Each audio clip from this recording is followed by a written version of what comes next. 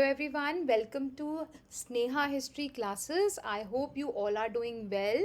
आज इस वीडियो में हम बात करने वाले हैं अबाउट द कॉन्सिक्वेंसेस, रिजल्ट्स और effects of the revolt of 1857। बाकी इससे पहले मैंने बहुत सारी वीडियोस इस टॉपिक से रिलेटेड अपलोड कर दी हैं जिसमें मैंने कॉजेज़, बिगनिंग और nature of the revolt discuss किया है। तो पहले आप वो वीडियोस देख लीजिए जिससे कि आपको ये वाली और अच्छे से समझ में आ जाएगी।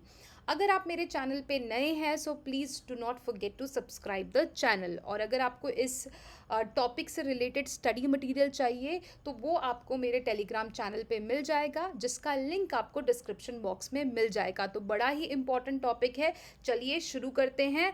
बट शुरू करने से पहले मेरा ये क्वेश्चन है आप लोगों से। क्वेश्चन ये है, who was the prominent leader in Lucknow during the revolt of 1857। तो 1857 की क्रांति में लखनऊ में वो कौन सी लीडर थे जिनके अंडर ये है, जो कि इस रिवोल्ट को जिन्होंने लखनऊ में लीड किया था। तो इसके ऑप्शंस हैं रानी लक्ष्मीबाई, नाना साहिब, बेगम हजरत महल और कुंवर सिंह। तो जो भी आपके आंसर्स हैं वो कमेंट में लिख दीजिए, बाकी आपको इसका आंसर वीडियो के एंड में मिल जाएगा। So we have discuss the causes of the revolt, we have discuss the beginning and the continuation. हमने इसके बाद ये भी डिस्कस किया था what was the causes responsible for the revolt, for the failure of the revolt, और हमने बात करी थी नेचर। अब हम बात करेंगे about the effects of the revolt of 1857। तो आज हम डिस्कस करने वाले हैं कॉन्स्टिट्यूशनल इफेक्ट्स के बारे में। बट उससे पहले समझ लीजिए, बहुत ही इंपॉर्टेंट इवेंट था ये, ठीक है। 1857 के रिवोल्ट के बाद आप जो देखेंगे, अब ब्रिटिशर्स की हर फील्ड में पॉलिसीज चेंज हो जाती है, ठीक है। वो एक तरीके से एक आई ओपनर था उनके लिए, वो डर भी जाते हैं, उनको पता था ये कुछ एक मेजर चीज़ हो गई है और इसके बाद उनको अपनी पॉलिसीज़ बदलनी पड़ेगी। वही पॉलिसीज़ हम कॉन्स्टिट्यूशनल इफेक्ट्स में देखेंगे कि किस तरीके से उन्होंने अपने जो पिटफॉल्स हैं, जो डिफेक्ट्स हैं, जो वो गवर्न करते हुए या एडमिनिस्ट्रेशन के टाइम पे जो भी डिफेक्ट्स और पिटफॉल्स थे वो उनको हटा दें, जिससे कि वो और लंबे समय तक इंडिया पे राज कर पाएँ और जो भी बेनिफिट्स उनको इंडिया से हैं वो सारे बेनिफिट्स वो ज़्यादा से ज़्यादा लंबे समय तक जो है वो ले सकें। तो अब हम वन बाय वन देख लेते हैं कि क्या कॉन्स्टिट्यूशनल चेंजेस उन्होंने किए। तो पहला हम देखते हैं transfer of government of India from company to the crown. तो ये बड़ा ही इंपॉर्टेंट डिसीजन था। इस बेसिकली हुआ क्या, अब कंपनी ने, क्योंकि 1857 का रिवोल्ट हुआ तो जिसकी वजह से कंपनी, जो ईस्ट इंडिया कंपनी थी, वो पूरी तरीके से फेल कर चुकी थी। और उसके बाद ये बोला गया ब्रिटिशर्स द्वारा कि ये सिर्फ एक ट्रेडिंग ऑर्गेनाइजेशन है और ये एफिशिएंट नहीं है जो कि एडमिनिस्ट्रेशन को इंडिया में संभाल सके। तो ये अनफिट मानी गई कि ये सिर्फ एक ट्रेडिंग ऑर्गेनाइजेशन है और ये अनफिट है जो इंडिया के एडमिनिस्ट्रेशन को संभाल सके। तो जिसके बाद जो government of India act of 1858 पास किया गया, this is again very important, government of India act of 1858, जिसके थ्रू क्या हुआ, जो गवर्नमेंट ऑफ इंडिया थी, जो गवर्नमेंट थी, वो अब गवर्नमेंट ऑफ इंडिया ट्रांसफर कर दी गई डायरेक्टली टू द क्राउन, ठीक है। वो अब जो है कंपनी से पावर ट्रांसफ़र होके जो है किसके पास चली गई, क्राउन के पास। और अब ये जो क्राउन है वो अपनी पावर को कैसे एक्सरसाइज करेंगे इंडिया में, तो उसके लिए ये करेंगे through the secretary of state for India. तो एक तरीके की रिप्रेजेंटेटिव बॉडी होगी क्राउन की, जिसको हम कहते हैं secretary of state of India. वो जो है क्राउन के बिहाफ में सारा का सारा एडमिनिस्ट्रेशन सब कुछ संभालेगी इंडिया में। नेक्स्ट हम उसी को डिटेल में कर लेते हैं, secretary of state of India. So अब क्योंकि ये बोला गया गवर्नमेंट ऑफ इंडिया एक्ट के बाद कि जो गवर्नमेंट ऑफ इंडिया है वो ट्रांसफ़र हो जाएगी क्राउन पे, और जिसको कौन देखेगी इंडिया में, वो देखेगी secretary of state of India. So ये जो secretary of state of India थी, ये रिस्पॉन्सिबल थी किसके लिए, गवर्नेंस के लिए इंडिया में। एंड ये जो थे, he was a minister of cabinet rank, और ये डायरेक्टली किसको रिस्पॉन्सिबल थे, he was directly responsible to the British parliament, ठीक है।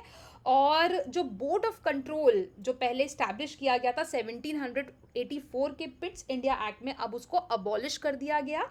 और जो सेक्रेटरी थे, जो सेक्रेटरी ऑफ स्टेट हमने बात करी, उनको असिस्ट और एडवाइस करने के लिए एक काउंसिल स्टैब्लिश करी गई जिसको बोला गया इंडिया काउंसिल।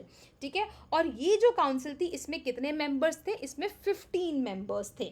अब जिसमें से आप देखेंगे जो 7 हैं वो कहाँ से इलेक्ट हो रहे हैं? वो old company court of director, जो पुरानी कंपनी के जो कोर्ट ऑफ डायरेक्टर्स थे उसमें से 7 मेंबर सेलेक्ट किए जा रहे हैं, और 8 मेंबर जो हैं वो क्राउन अपॉइंट कर रहा है। तो हमने देखा कि सेक्रेटरी ऑफ स्टेट जो है वो स्टैब्लिश किया गया, जिसको असिस्ट करने के लिए इंडिया काउंसिल बनाई गई, जिसमें 15 मेंबर होंगे, जिसमें से 7 जो हैं वो पुराने जो कंपनी का कोर्ट है, कोर्ट ऑफ डायरेक्टर्स है उसमें से होंगे, और 8 जो है वो क्राउन ने नए अपॉइंट किए। और इसके साथ साथ जो सेक्रेटरी ऑफ स्टेट और इंडिया काउंसिल है ये क्या करेगी? It will became the communication link between the British parliament and the Indian governing system. तो एक तरीके का लिंक का काम करेगी ये ब्रिटिश पार्लियामेंट और इंडियन गवर्निंग सिस्टम के बीच में। सो ये थी secretary of state of India. Next हम देखते हैं गवर्नर जनरल एंड वायसरॉय। अब क्या हुआ, जो अगर हम इंडिया में सेंट्रल एडमिनिस्ट्रेशन की बात करें तो सेंट्रल एडमिनिस्ट्रेशन जो है वो गवर्नर जनरल के ही हाथ में रहेगी, जो कि पहले से जैसा चला आ रहा था वैसा ही होगा। तो वो होगी गवर्नर जनरल के हाथ में। और ये गवर्नर जनरल कौन है? ये है रिप्रेजेंटेटिव किसका? ब्रिटिश पार्लियामेंट का। ठीक है, और ये किसको देख रहा है? सेंट्रल एडमिनिस्ट्रेशन को। और अगर हम बात करें इंडियन प्रिंसेस के रिलेशन में, जो इंडिया के महाराजा हैं, राजा हैं, ठीक है, तो उनके रिलेशन में अगर हम बात करें तो इनको बोला गया वॉयसरॉय। ठीक है, तो वॉयसरॉय बुलाया गया इनको, और ये क्या होंगे? He will going to be the representative of the queen, किसके आगे? इंडियन प्रिंसेस के आगे। ठीक है, और जो it implied that the authority of governor general was restricted to the British India itself and not onto the princely state। तो जो ब्रिटिश इंडिया है उसको गवर्नर जनरल उसका एडमिनिस्ट्रेशन देखेंगे। बाकी अगर बात हो प्रिंसली स्टेट की तो उसमें जो है सब्सिडरी अलायंस की ट्रीटी साइन करी गई। आई एम श्योर आपने सब्सिडरी अलायंस सुना होगा, अगर नहीं सुना है तो मैं आपको बता देती हूँ। तो ये जो सब्सिडरी अलायंसेस हैं ये राजाओं महाराजाओं के साथ किया गया था। ठीक है, और उसके तहत इन्होंने ये बोला था कि जो महाराजा हैं वो क्या करेंगे? वो एक ब्रिटिश फोर्स को वहाँ पे स्टेशन करेंगे, और वो ब्रिटिश फोर्स का सारा खर्चा जो है वो राजा ही उठाएगा। और वो ब्रिटिश फोर्स किस लिए होगी? वहाँ पे रखी जाएगी जिससे कि वो राजा को प्रोटेक्ट करे बाहर के डेंजर से। ठीक है, तो ये एक डिप्लोमेसी थी ब्रिटिशर्स की। ऑब्वियसली साफ पता लगता है कि सब्सिडरी अलायंसेस के थ्रू वो उनके ऊपर चेक रखना चाहते थे जिससे कि इंटरनल रिवोल्ट वापस से ना हो। ठीक है, तो ये जो ट्रीटी थी सब्सिडरी अलायंस की, ये तो प्रिंसली स्टेट्स के साथ करी। और जो बाकी का जो काम है जो ब्रिटिश इंडिया का, जो ब्रिटिशर्स के अंडर है, वो कौन देखेगा? गवर्नर जनरल देखेगा। और जो पहले वॉयसरॉय और गवर्नर जनरल बनते हैं इंडिया के, वो थे लॉर्ड कैनिंग। तो प्लीज इसको याद रखिए, first viceroy and governor general of India was Lord Canning. तो ये थे गवर्नर जनरल। नेक्स्ट हम देखते हैं proclamation of Queen Victoria. So ये जो प्रोक्लामेशन ऑफ क्वीन विक्टोरिया है ये to the princes chiefs and peoples of India, इनके लिए ये एक तरीके का मैसेज था जो पढ़ा गया लोगों के लिए। It was red out by Lord Canning, और लॉर्ड कैनिंग ने इसको कब पढ़ा? नवंबर 1, 1858 को। कहाँ पे? इलाहाबाद के दरबार में। तो सबको बुलाया गया यहाँ पे, सारे राजाओं को, और लोगों के लिए ये पढ़ के सुनाया गया। जिसमें क्या क्लॉजेस थे वो इंपॉर्टेंट है, वो सुन लीजिए। तो पहला है the company's territories and powers in India were vested in the queen and the company cease to exercise its power and control over these territories. तो बेसिकली यहाँ पे बोलने की बात ये है कि जो ब्रिटिश ईस्ट इंडिया कंपनी है वो यहाँ से खारिज हो जाती है, और अब जो पूरा का पूरा जो पावर है वो अब किसके हाथ में आ गई है? वो क्वीन के हाथ में या क्राउन के हाथ में। तो यही चीज़ बोली गई। और अब इंडिया को कौन गवर्न करेगा? ब्रिटिश क्राउन और पार्लियामेंट गवर्न करेगी। ठीक है, दूसरा ये कहते हैं the queen's proclamation disclaimed all desire for extension of territory. तो वो कहते हैं, ये उनको विश्वास दिलाते हैं लोगों को कि अब आगे और एक्सटेंशन नहीं होगी इंडियन टेरिटरी में। और जो इंडियन प्रिंसेस है they were given assurance that their territories would in no case be annex to the British empire. तो ये अब सबको एश्योरेंस दी गई कि अब जो ब्रिटिश पावर है वो और ज़्यादा एनेक्सेशन नहीं करेगी। नेक्स्ट ये इसमें ये बोला गया the princess of native states were further rather assure that their rights, dignity and honor would be respected and British government would not interfere in their internal affairs. तो ये भी बोला गया कि अब उनको आज़ादी है, वो जैसा चाहे, जो ब्रिटिश राज प्रिंसेस हैं, ब्रिटिश कह रही हूँ sorry, princess of native states हैं, जो राजा महाराजा हैं, कि वो इंडिपेंडेंटली अपने हिसाब से काम कर सकते हैं और उसमें इंटरफेयर नहीं किया जाएगा। और जो डॉक्ट्राइन ऑफ लैप्स जो है, जो लॉर्ड डलहौजी लेकर आए थे, उसको भी खारिज कर दिया गया और ये प्रिंसेस को बोला गया, उनको परमिट कर दिया गया कि वो अपना जो सन्स हैं वो अडॉप्ट कर सकते हैं। और इसके अलावा जितनी भी ट्रीटीज़ और इंगेजमेंट्स थी जो ईस्ट इंडिया कंपनी के साथ साइन करी थी प्रिंसेस ने, वो वैसे की वैसे ही रहेगी, उसमें चेंजेस नहीं होंगे। तो आप देखोगे कि बहुत डिप्लोमेसी के साथ इन्होंने चीज़ें करी। एक तरफ तो ये कहते हैं आपको फ्रीडम है, बट एक तरफ उनकी फ्रीडम को आप देखोगे कंट्रोल भी कर रहे हैं, उनको क्रब भी कर रहे हैं ये, ठीक है। नेक्स्ट हम देखते हैं अच्छा, नेक्स्ट हम देखेंगे इसमें क्या है कि proclamation assured freedom of religion to the people of India, क्योंकि आपको पता है 1857 के रिवोल्ट का सबसे मेजर जो इमीडिएट कॉज था वो रिलीजियस सेंटिमेंट को हर्ट करने की वजह से ही हुआ था। तो जिसकी वजह से अब ये कहते हैं कि हर इंसान को ये आज़ादी है कि किसी भी धर्म का वो पालन कर सकता है। और ये भी बोला गया कि किसी को कोई भी अपनी रिलीजियस बिलीव्स के अकॉर्डिंगली प्रैक्टिस कर सकता है और उसमें ब्रिटिश ऑफिशियल्स इंटरफेयर नहीं करेंगे। और नेक्स्ट क्या बोला गया, the people of India were promised that they would enjoy several benefits and would be treated at par with the subjects of the British Crown। तो ये बोला गया कि आपके साथ हम जो इनइक्वालिटी, जो इनइक्वल ट्रीटमेंट किया जाता था, अब वो नहीं होगा, आपके साथ अच्छा ट्रीटमेंट किया जाएगा, जो इंडियन लोग हैं उनके वेलफेयर के लिए काम किया जाएगा। तो प्लीज़ आप हम पे ऐसा ये अनुरोध करते हैं कि हम पे ट्रस्ट करिए और हमारे ब्रिटिश गवर्नमेंट के लिए फेथफुल रहिए। तो ये भी बोला गया इस प्रोक्लेमेशन में। और क्या बोला गया, the queen through her proclamation granted amnesty to all the rebels who had laid down their arms. तो ये बोला गया कि वो रिबेल जो कि विद्रोही 1857 की क्रांति में इनके हिसाब से जो लड़े थे, अगर वो सरेंडर कर देते अपने आर्म्स को तो उसके तहत जो है इनको माफ़ कर दिया जाएगा। बट जिन लोगों ने असैसिनेट किया है ब्रिटिश सब्जेक्ट को, उनको डेफिनेटली पनिश किया जाएगा। और लास्ट में इसमें ये बोला गया, the proclamation also promise the Indians a share in the administration of the country and henceforward efficient Indians were to be appointed in various responsible government posts irrespective of caste and creed। तो यहाँ पे ये बोला गया कि अब जो हिंदुस्तानी हैं उनको भी ये मौका दिया जाएगा वो कि कंट्री के एडमिनिस्ट्रेशन में पार्टिसिपेट वो करें, और कुछ जो एफिशिएंट इंडियंस हैं उनको अपॉइंट भी किया गया डिफरेंट गवर्नमेंट पोस्ट पे, जिससे कि वो एडमिनिस्ट्रेशन को देखेंगे।